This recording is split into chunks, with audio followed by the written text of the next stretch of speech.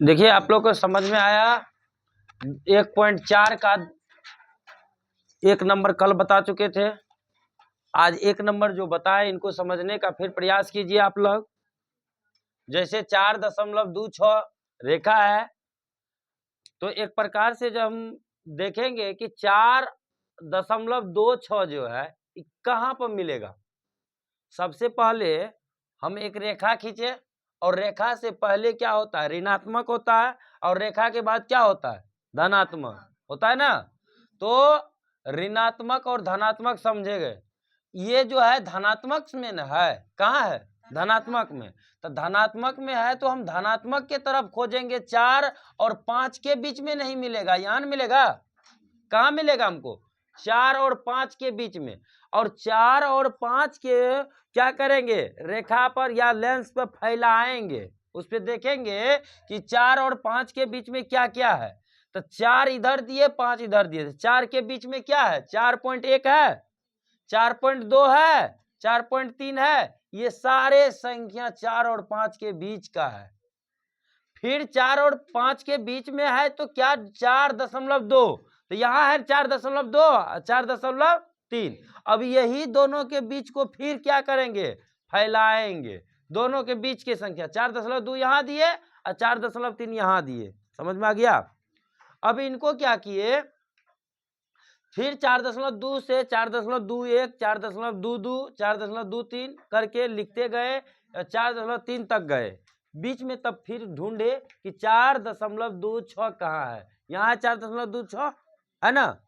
तो ये इस प्रकार से इसको दशमलव स्थानों की संख्या रेखा को देखते हुए इसको बिथार बिथार करके बीच में देख रहे हैं, निथार करके कि क्या है। समझ में आया। ये 1.4 का यही तक सवाल है, 2 सवाल था, दोनों सवाल आप लोग समझ गए।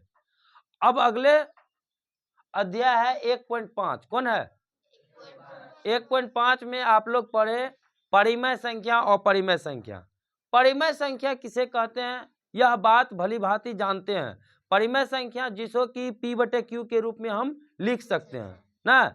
तो देखते हैं कि ये परिमेय है कि ये अपरिमेय है। तो दोनों में से कौन परिमेय होगा कि अपरिमेय होगा, जल्दी बताइए। तो क्या दो कौन संख्या होगा, दो जो है परिमेय संख्या। कौन संख्या है, परिमेय संख्या है। अब फिर यहाँ 5 क्या होगा, अपरिमेय संख्या। तो जब परिमेय संख्या में माइनस करेंगे अपरिमेय संख्या, तो क्या होगा जानते हैं, अपरिमेय होता है, अपरिमेय संख्या। समझे। तो ये बात हमेशा 2/1 लिख सकते हैं ना। तो 2 हमरा कौन संख्या जिसको P/Q के, तो 2 परिमेय संख्या हुआ और -√5 ये अपरिमेय संख्या। तो जब परिमेय में से अपरिमेय को माइनस करेंगे ना तो क्या होता है, अपरिमेय। फिर अगला सवाल देखिए क्या है, बोलिएगा तो एक बार।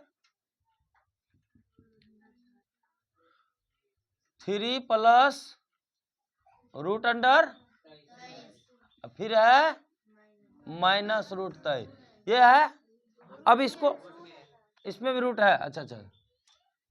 हाँ देखिए इसको हल करके देखेंगे, क्या करके देखेंगे, हल करके।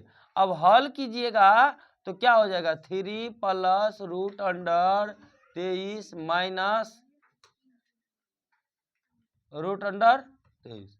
अब देखिए ये प्लस में है, क्या है गया माइनस में हो गया, तो इसको खलास कर दीजिए, कर दिए।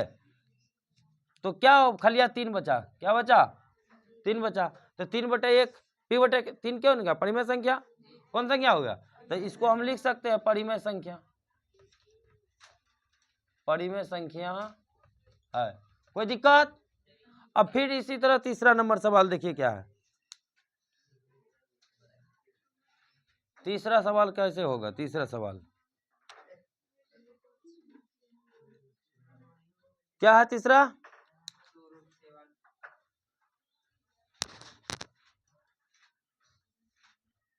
2√7 बटे 7√7। तो अब बताइए, इसको भी हल कर सकते हैं।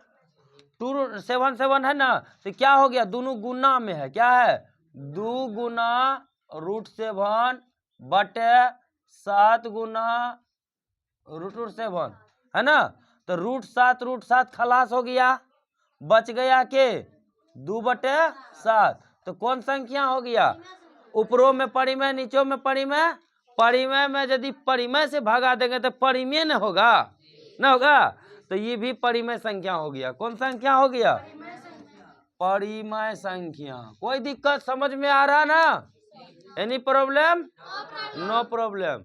देखिए आप लोग साथ रह करके अगर रहिएगा तो आपका कीमत हमेशा बढ़ा रहेगा।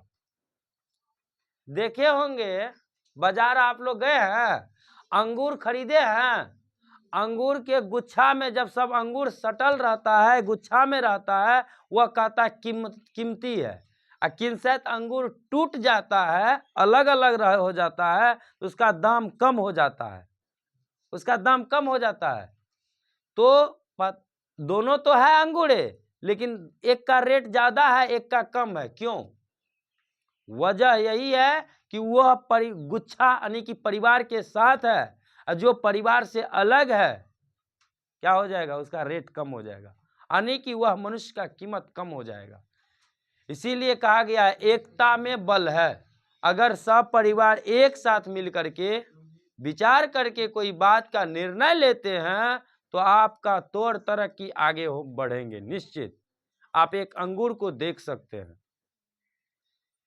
और इतना तो बात है, अच्छी किताब और अच्छी बात जल्दी लोगों को समझ नहीं आती।